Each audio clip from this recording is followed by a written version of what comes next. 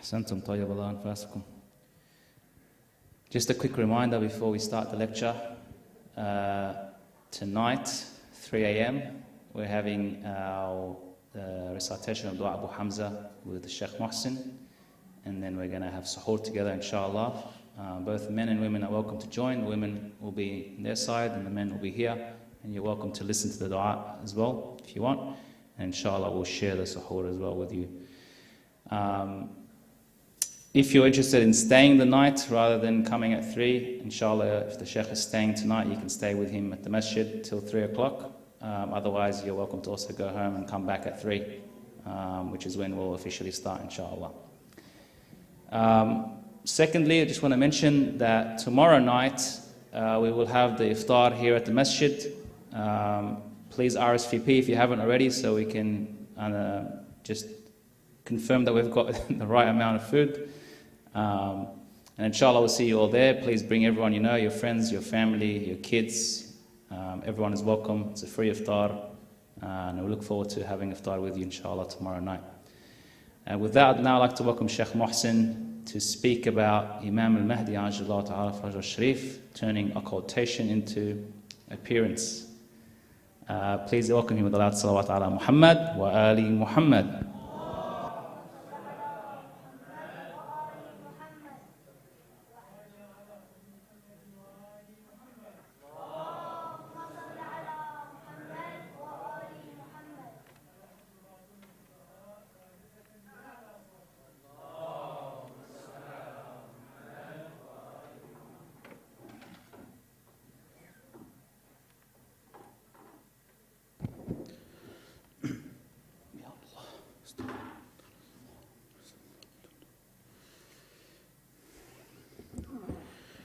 تعجيل فرج المولى صاحب العصر والزمان ولحفظ وجوده الشريف أفلح من صلى على محمد وآل محمد. أعوذ بالله من الشيطان الرجيم. بفضل الله بسم الله الرحمن الرحيم. وأفضل الصلاة وأزكى التسليم على المبعوث رحمة للعالمين سيدنا ونبينا وحبيب قلوبنا محمد وعلى آل بيته الطيبين الطاهرين. واللعن الدائم على أعدائهم أجمعين من لدن آدم إلى قيام يوم الدين آمين رب العالمين. I ask Allah Tabaraka wa Ta'ala to accept our dates in this holy month and on this night and on this day, the day of Friday, the day of Sahib al-Asr wal-Zaman, which his reappearance is expected on this day. And this is why I chose to speak on this night about this holy Imam, which we spoke previously about the fact that the purpose of our creation is strongly linked to him. That Allah subhanahu wa ta'ala created us to worship him, and that can only be achieved through knowing the Imam. And we gave an example about Dua Zaman al-Ghaiba, where we say, Allahumma arifni nafsak, فإنك إن لم تعرفني نفسك لم أعرف رسولك. Oh Allah, guide me to know you, because if you do not guide me to know you, I will not know your messenger. Oh Allah, guide me to know your messenger, because if you do not guide me to know your messenger, I will not know your hujjah or your proof or your imam. Oh Allah, guide me to know your imam, otherwise I will be deviated. So knowing Allah depends on knowing the messenger, and knowing the messenger depends on knowing the imam. So knowing Allah is limited to knowing the Imam, which makes it the purpose of our creation.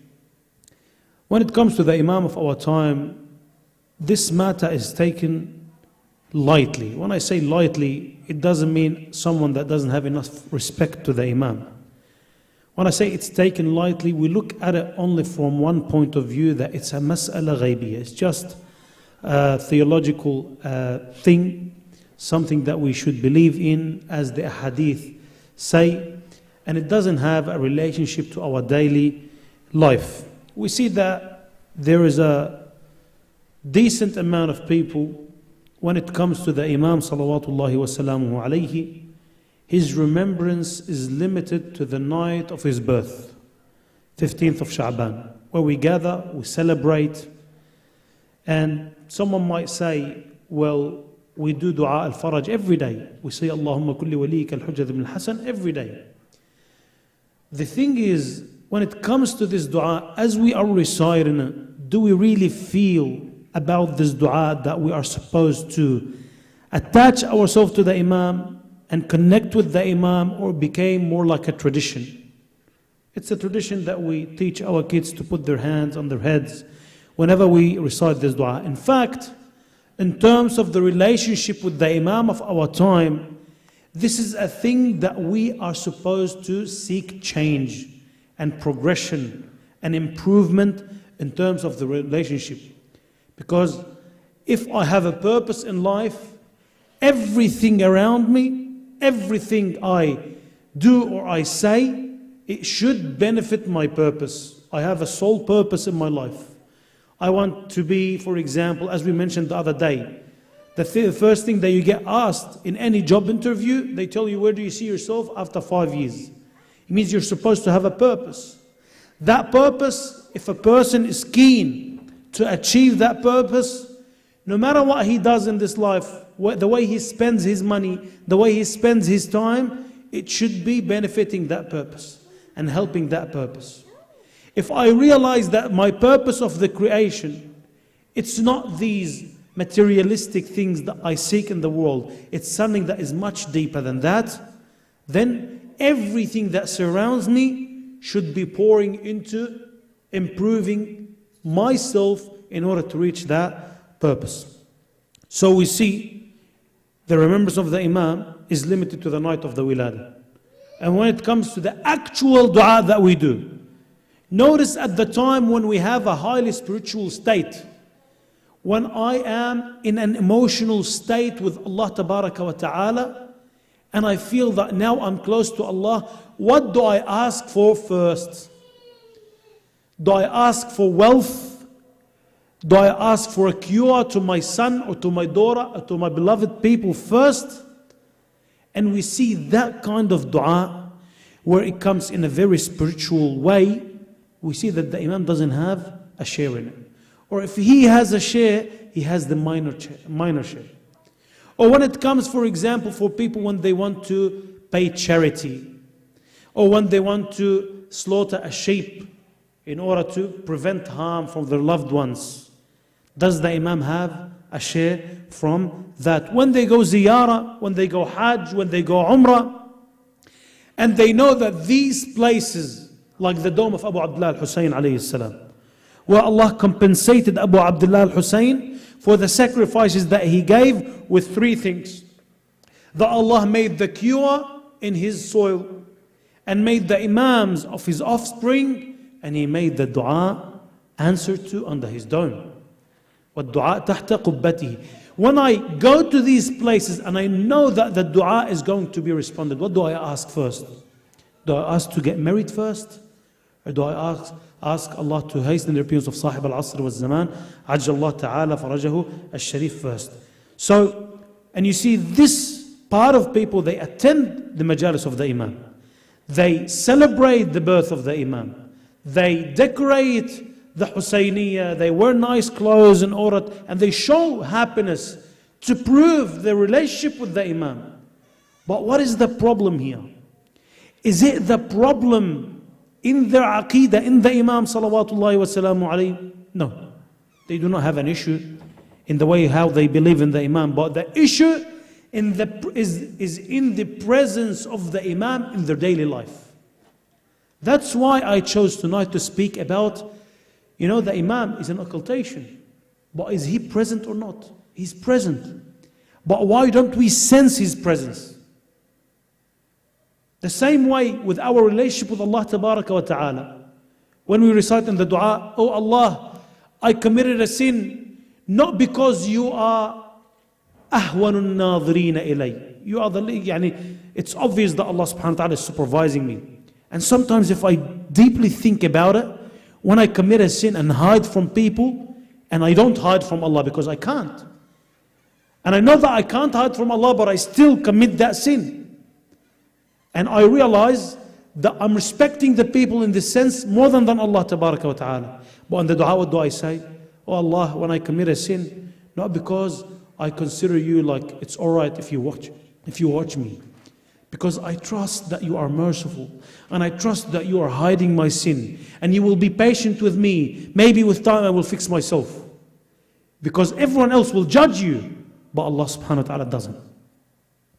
So the absence of the Imam in our life is the problem, not feeling his presence in our life. So that's why it is important for us to seek change and turn the occultation of the Imam into appearance, so the purpose of our creation can be fulfilled, and at the same time we have more trust in Allah tabaraka wa ta'ala. And as we mentioned the night before, about that our life is planned and there's someone who's supervising us, someone who's watching over us, someone who's looking after us. We will mention the 3 methods on how to turn the occultation into appearance after Salat ala Muhammad wa Ali Muhammad. The first method to deal with the Imam as if he's present in front of us, because obviously when I am in front of you and I see you and you're present in front of me, I won't act in a similar way the way I act when I am alone or when I'm with my close family, because there is a certain respect there. So when I feel the presence of the Imam in every day, in every second, in every minute of my life, then that's a motivation for me to change and to become a better person and seek improvement at every time. First method is the educational method. Educating ourselves about the Imam has many dimensions, has many aspects. Knowing his name, knowing his family, that's one aspect. Knowing his age and the possibility of him to live a long life, that's an aspect. Knowing that there is no more representatives of the Imam in his occultation, there's no more sufara, that's an aspect. But the aspect that will help us in turning the occultation into appearance is knowing the roles of the Imam during his absence. How are we benefiting from the Imam? What is he doing during his occultation? Is he only waiting, sitting, waiting for the order of Allah tabaraka wa ta'ala, doing nothing? Or he has roles that are strongly linked to our very existence? I will mention 3 roles of the Imam during the time of occultation after Salat ala Muhammad wa Ali Muhammad. First role, being the mediator in the graces.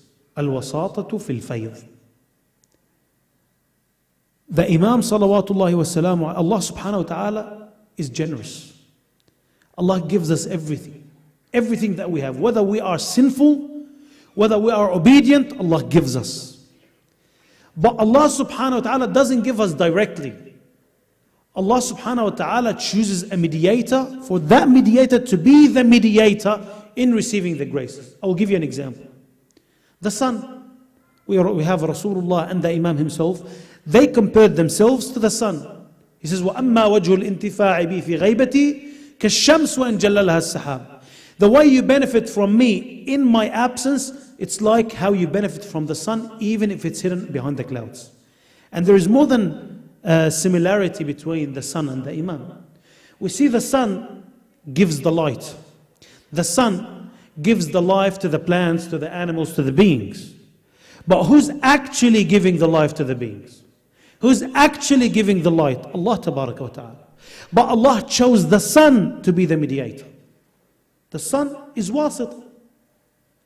Allah can give us the light directly, can make a light out of nothing. But Allah subhanahu wa ta'ala chose the sun to be the mediator. Do we go to the sun and we say that the sun is the giver of the grace? No. Same thing with the graces of Allah. Allah chooses the mediator to be the Imam. The Imam is the mediator in all of the graces. The spiritual, the materialistic, and the non-materialistic. Everything that we receive, Allah subhanahu wa ta'ala gave it us through the Imam. The evidence to that is the hadith that says, لَوْلَا الْحُجَّةِ لَسَاخَتِ الْأَرْضُ بِأَهْلِهَا. If it wasn't for the Imam, the earth, the universe would melt with its inhabitants. بِكُمْ يُمْسِكُ الْغَيْثِ أو بِكُمْ يُرْسِلُ الْغَيْثِ أو بِكُمْ يُمْسِكُ السَّمَاءَ أَن تَقَعَ عَلَى الْأَرْضِ. Through you, O Imams, Allah subhanahu wa ta'ala holds the heaven from falling onto earth. Allah chooses them. Why? Because they are His representatives. That they are the mediator. That's why it's not only the materialistic things. We mentioned that the earth would melt. That is the materialistic side of the world. We recite in Dua al-Nudba, what do we say?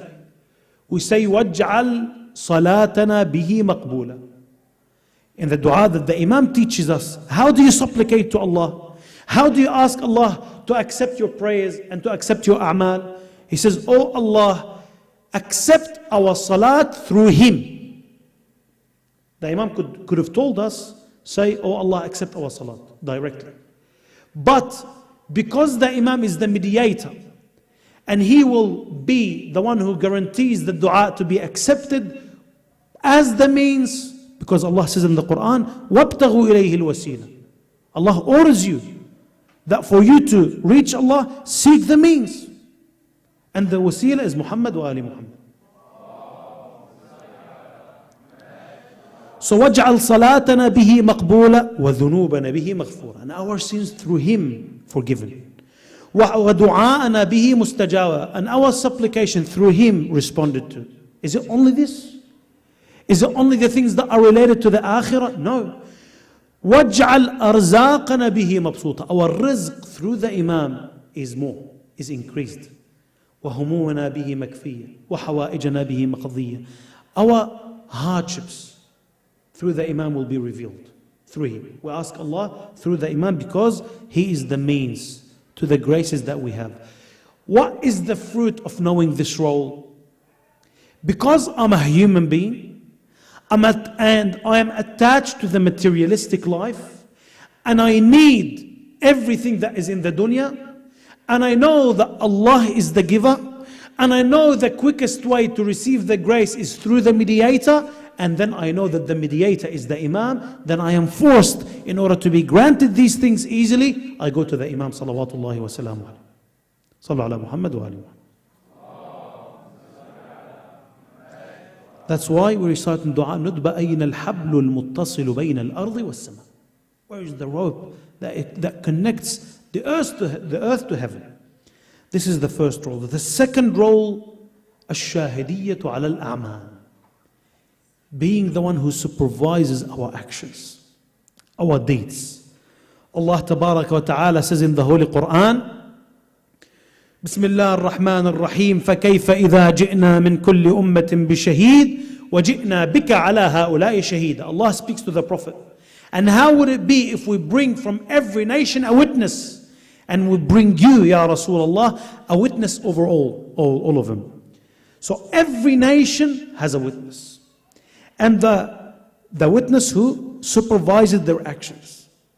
The one who watches over their actions. And the witness over all of them is Muhammad Rasulullah. The nation of the Prophet, which is us, since the beginning of Islam, they have a witness and a supervisor. That's how Allah subhanahu wa ta'ala said in the Quran, وَقُلْ اعْمَلُوا فَسَيَرَى اللَّهُ عَمَلَكُمْ وَرَسُولُهُ وَالْمُؤْمِنُونَ. And say do, because Allah witnesses your actions, your deeds, and His messenger and the mu'mineen. Who are the mu'mineen? Definitely Ahlul Bayt salawatullahi wa salamu alayhi, because As-Sadiq alayhi salam, he says, Al-Mu'minun are the Imams who will supervise the actions of the worshippers on every day until the day of judgment. And every Imam is the supervisor over the people of his time. That's why in the words of the Imam himself, that is narrated, he says, وَإِنَّا نُحِيطُ عِلْمًا بِأَنْبَائِكُمْ. We know everything about you. And there is nothing that hides your news and the information about you from us. And we have a lot of hadith that speaks about, he says, that these walls, they don't hide you from us. So, إِنَّا نُحِيطُ عِلْمًا بِأَنْبَائِكُمْ. So once I realized that the Imam supervises my actions, and we have a hadith that mentions that the Imam looks onto our deeds on every Thursday night, or every Monday and Thursday. Once I realize that the Imam watches me and supervises me, then I make sure that my deeds that I'm doing and the actions that I am doing are satisfying the Imam. which will satisfy Allah tabaraka wa ta'ala, because everything that satisfies the Imam satisfies Allah. If I feel because he is the rope that connects the earth to heaven, as we mentioned. الحبل المتصل بين الأرض والسماء. This is the second role of the Imam, being the supervisor. First we said the first being the mediator in the graces, second being the supervisor, the third role is the secret leadership. Who's leading the world now? People will mention we have the greatest country, like the strongest country in the world, America, whatever. We have, for example, we think that there is dominance in the Middle East where the Muslims are getting killed and there is a strong army or whatever. Who's really leading the world? Who's really behind the wheels? Al-Mufaddal ibn Umar, the companion of Imam al-Baqir and Imam al-Sadiq. He was sitting with the Imam and he mentioned our aqidah in the return, in the raj'ah. Raj'ah is, we believe that after the Imam Sahib al-Asr wal-Zaman, Imam al-Hussein alayhi salam will come back to life. And Amir al-Mu'mineen will come back to life. We have a hadith. And even in the Quran, when the Mu'mineen say, رَبَّنَا أَمَتَّنَا اثْنَتَيْنِ وَأَحْيَيْتَنَا اثْنَتَيْنِ. You took our life twice and you brought us to life twice. So, he mentioned our aqidah in raj'ah. Then the Imam told him, أحسنت يا مفضل. Where did you learn about our raj'ah?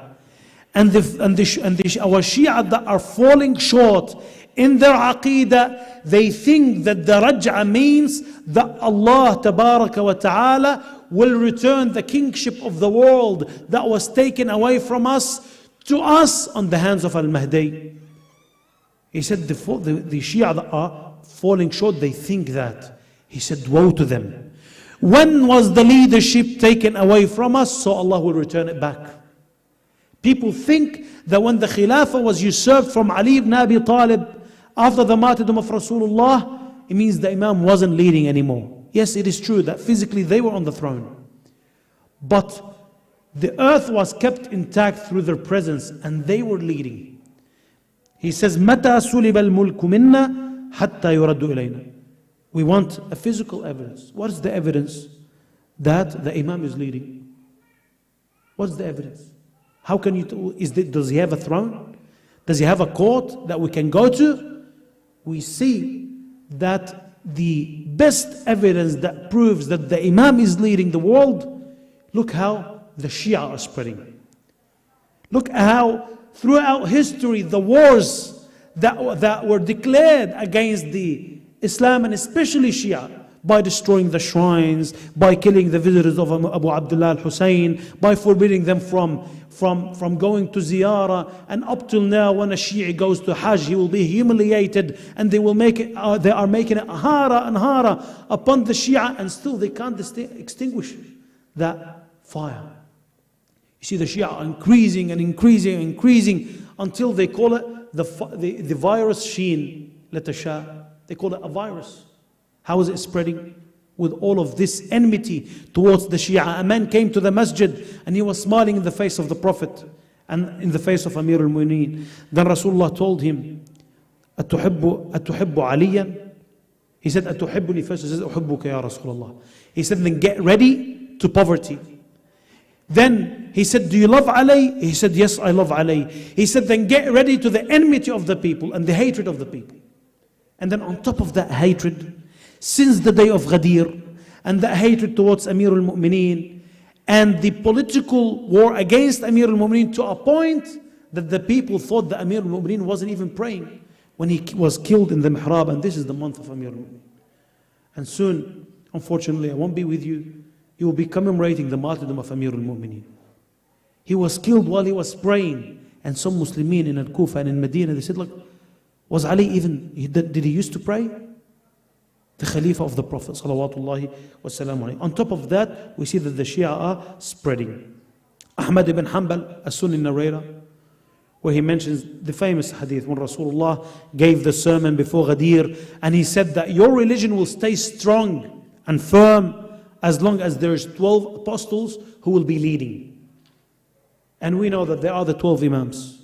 Physically they're not on the throne, but the Prophet says, لا يزال الدين عزيزا منيعا ما وليه 12 خليفة. And then the Imam himself, he says, إِنَّا غَيْرُ مُهْمِلِينَ لِمْرَاعَاتِكُمْ. We do not disregard looking after you. وَلَا نَاسِينَ لِذِكْرِكُمْ. We always remember you. وَلَوْلَانَا. If it wasn't for us, لَنَزَلَتْ بِكُمُ اللَّأْوَاء وَاصْطَلَمَكُمُ الْأَعْدَاء. You will be eliminated from the roots. So when we know that the Imam, no matter how the tyrants, they became more oppressing in the world, we know that the Imam is leading and the Imam salawatullahi wasalam alayhi is watching. This is the educational method. We educate ourselves about the roles of the Imam during his occultation, and we realize he's doing something, he's watching over us, and he's the leader, he's behind the wheels, and he's the mediator in the graces, and then we turn the occultation into appearance. Sallu ala Muhammad wa ali Muhammad. We will mention the second method. The emotional method.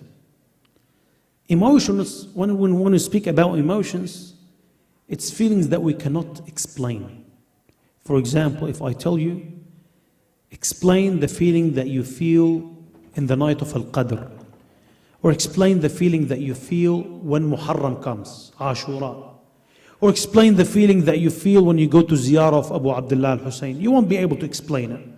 No matter how long you speak about it, the T would come first, and then you won't be able to explain it properly because it's feelings. In order to turn the occultation into appearance, we have to connect with the Imam emotionally. How can this happen? There is one thing that we feel, and the Imam salawatullahi wasalam alayhi is behind that feeling. And it's one of the roles of the Imam. One of the roles of the Imam is guidance. How is the Imam guiding us during the time of occultation? In order to explain this, 4 small points, quick points, to reach to the main point. First, we have to know that the Imam during occultation, he is the guidance. Allah Tabaraka wa Ta'ala says in the Quran, إِنَّمَا أَنْتَ مُنذِرْ وَلِكُلِّ قَوْمٍ هَادٍ. And we discussed this earlier. That you are merely a warner, Ya Rasulullah, and for every nation there is a guidance. And Rasulullah said this about himself. He pointed to his chest, he says, إِنَّمَا أَنْتَ مُنذِرْ. You are merely a warner. And he put his hand on Amir al-Mu'mineen's chest. He said, وَلِكُلِّ قَوْمٍ هَادٍ. Imam al-Sadiq alayhi salam says, every Imam is the guidance in the era or in the century that he lives in. This is one point. Secondly, the Imam has the legislative mandate, wilayat tashri'iyya. And this is optional. It's up to me whether I choose to follow it or not. Sallu ala Muhammad wa ali Muhammad, and concentrate with me.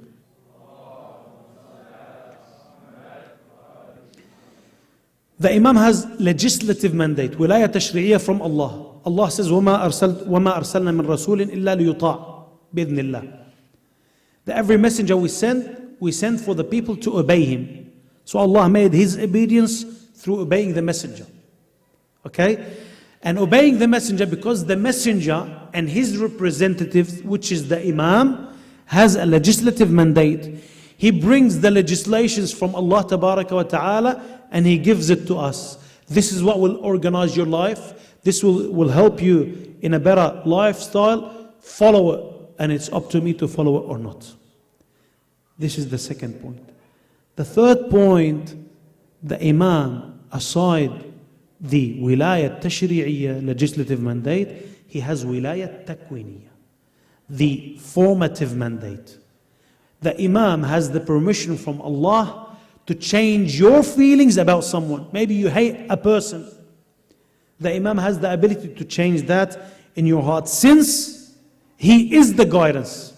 And it's something that you do not have a say in it. It's not up to me whether to follow it or not. So, the fourth point and the main point, when it comes to guidance from the point of view of the guided person, it's 2 states. Sometimes there is guidance that I know the reason for. I know why I was guided. I know why I felt a feeling that I now have the spirit to worship Allah more. Maybe my father said to me something and he reminded me of the importance of the praise and I started to pray on time. My mother said something and that gave me the motivation. I heard the speaker in the Husayniyah saying something and that motivated me. You know, I read the verse in the Quran, I saw a video on YouTube, that was the reason behind the hidayah. You know, but there is a second kind of hidayah or guidance that we do not really understand why it happened to us. Out of nowhere, I'm indulged in sins. I'm falling short. Out of nowhere, I have that feeling that I have the strength, for example, to pray Salatul Layl, to pray extra, to concentrate on my prayers, to pay charity. I started to attend to the Husayniyah. It's a phase that goes and comes. Who's behind that? Since the Imam says that every Imam is the guidance to the people in his century, and the Imam of this century is the Imam of our time, Sahib al-Asr wal-Zaman, then he is the one behind that guidance that you feel. He's the one. Because we don't really understand the reason behind it. And of course, there is introduction to that feeling. What made me deserve that the Imam give me that guidance? Maybe I respected my parents. Because Allah links His worship to respecting the parents. His satisfaction to the satisfaction of my parents. Especially if my parents are mu'mineen. Especially if my parents, they want what's better for me in the dunya and in the hereafter. Because there is no parent that tells his son to pray for nothing and he's not gaining anything from it. He wants his son to be in a good state on the day of judgment. Okay, we said that this phase of guidance, this state, it goes and comes back. How do I make it constant? I want that state to be constant. I want that change to be always in progress. The advance or like the improvement in my relationship with Allah Tabaraka wa Ta'ala, in my spiritual state, that guidance, I want it to be constant. How? There is a hadith that mentions the solution to all of your problems. Be it spiritual, be it materialistic, be it worldly, be it something related to the hereafter. The hadith says, أكثروا من الدعاء بتعجيل الفرج فإن ذلك فرجكم.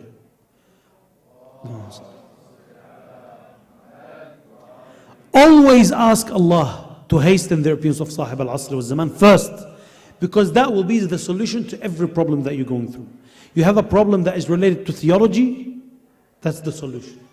You have a misconception that you do not know the answer to, that's the solution. You have a problem with your prayers, you can't concentrate in your prayers, you can't pray on time, that's the solution. You have problem with fasting, that's the solution. You have financial problem, that's the solution. You have a problem finding a spouse, that's the solution. You have a problem with debt and money, that's the solution. Always mention the Imam first. And we mentioned this earlier.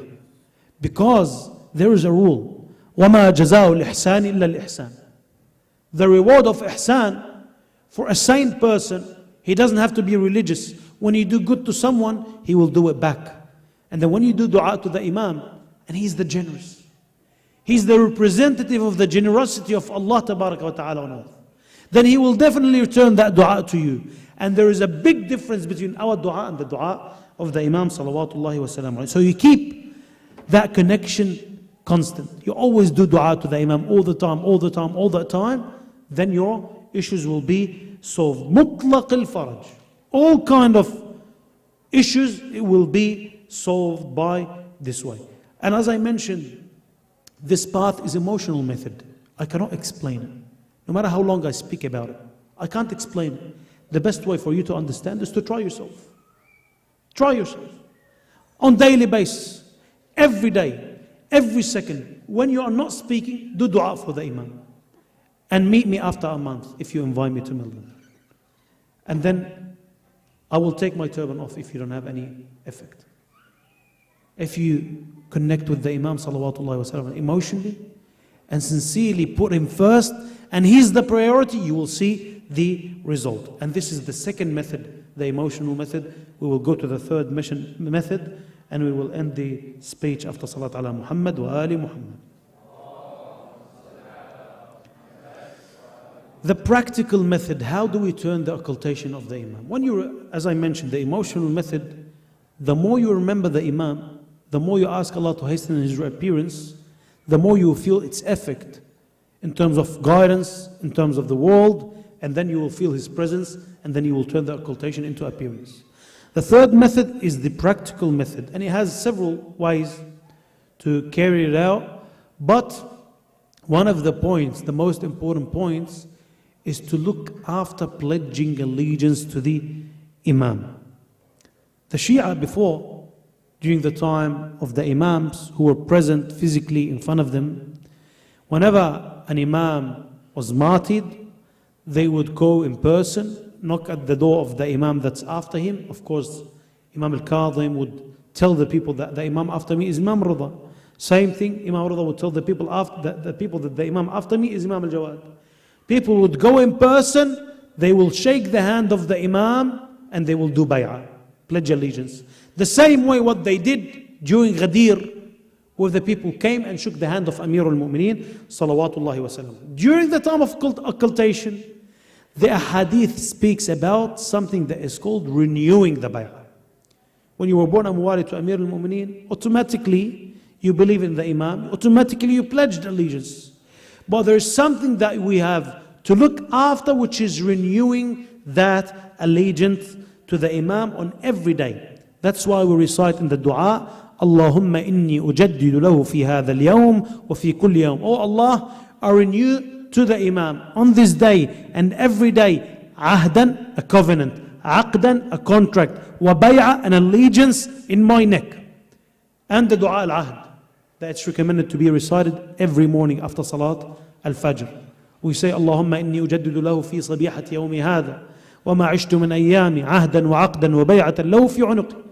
Oh Allah, I renew in this morning and in every morning of every day a bay'ah, a ahd wa aqd wa bay'ah, a covenant and a contract and a bay'ah. What's the covenant? A covenant is a covenant that is done by one person. You do it with yourself. It's a promise. A covenant that is a person, between the person and himself. And a contract, it's a person and someone else. You do it with the Imam. And the bay'ah, it's a special contract that you do with the Imam to renew your promise that you will stay obedient to him, because obeying him is obeying Allah tabaraka wa ta'ala. And you say that, Ya Imami, you are the one that I obey, and I obey no one with you. I do not obey the dunya. I do not obey the nafs. I do not obey the shaitan. I submit to you, ya sahib al-asri wal-zaman. Once we make sure that we renew the bay'ah on every day, this will have two main effects. First, it turns the occultation into appearance.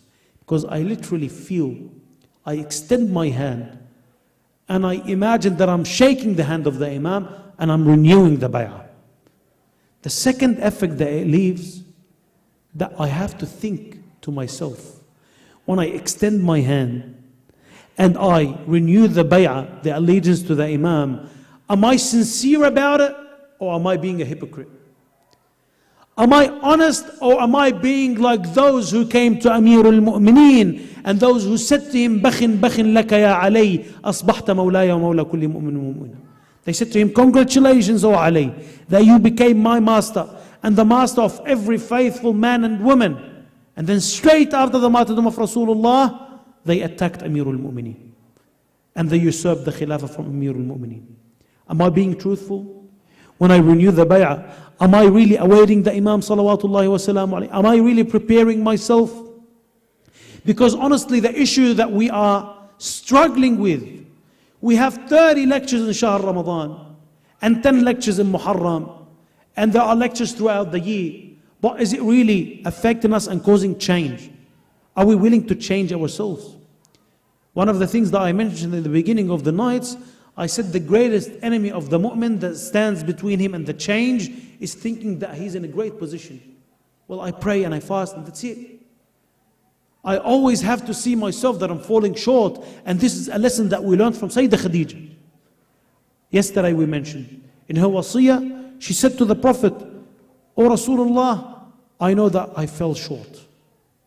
How can a person that gave everything that she had In her life, Allah would tell the Prophet to deliver the salutation to Khadija. Allah Himself would send His salutations to Khadija, and she sees herself falling short. That's the key to change. That's the key to progression. The brothers here, they're spending their time, and I left my family, and inshallah other speakers as well, when they come, they're sacrificing their time. They're leaving their families in order to deliver the message of Ahlul Bayt salawatullahi wa salam alayhi. It's supposed to leave a trace. It shouldn't go from this ear and exits the other ear, and that's it. It's not only a hangout, it's a lifestyle. It's something that we should take as lessons and really contemplate about. Because we do not live forever in this life. It's happening for a reason. If it wasn't for this, trust me, your children won't be successful in the dunya and in the hereafter. And we mentioned earlier, do you think success is being wealthy?